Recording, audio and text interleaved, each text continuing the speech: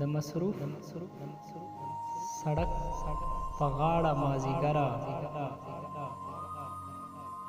د مصروف سړک په غاړه مازیګره سه محروم یو دواړه مازیګره د مصروف سړک په غاړه مازیګره سه محروم یو دواړه مازیګره د خوشحالو نه شغلې زارېږه د خوشحالو نه شغلې زارېږه د غمجنو سره جاړه مازیګره د مصروف سړک په غاړه مازیګره سه محروم یو دواړه مازیګره. السلام علیکم ګرانو کتونکو، د صدای الفت یوټیوب په شیشه د جهانزیب الفت سلامونه او نیکې هیلې قبولې کړئ. ګرانو کتونکو، د خیبر د سیمې ډېر یو په زړه پورې شاعر خیبر افریدي صاحب یو ډېر ښایسته غزل ستاسو ټولو په خدمت کې پیش وي. خبرې سړې اړوي، خبرې سړې اړوي او څه په هنر مې ارادې اړوي.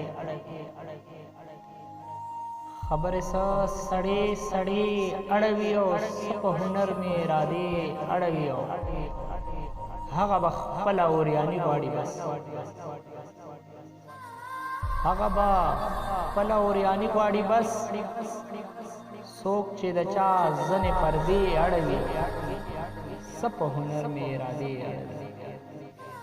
خبرې سړې اړوي او خسه وزغي هلته ګلونه سپړي، خسه وزغي هلته ګلونه سپړي او په کوم طرف چې سترګې مړې اړوي او څه په هنر مې ارادې اړوي.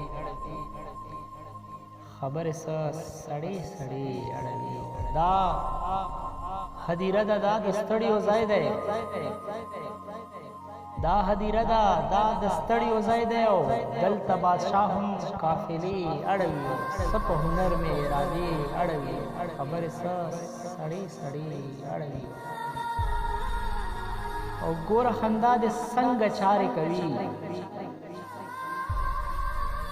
ګوره خندا دې څنګه چارې کوي او لکه چې ځمکه زلزلې اړوي او څه په هنر مې ارادې اړوي. خبرې سړې اړوي. د پښتنو به درته څه وایم، د پښتنو به درته څه وایم او هسې دنیا کې ورځې شپې اړوي څه په هنر مې ارادې اړوي. خبرې سړې اړوي او چې دا ملا صاحب به څه وایي پرې، چې دا ملا صاحب به څه وایي پرې او دا دومره زر چې تسبیح اړوي څه په هنر مې ارادې اړوي.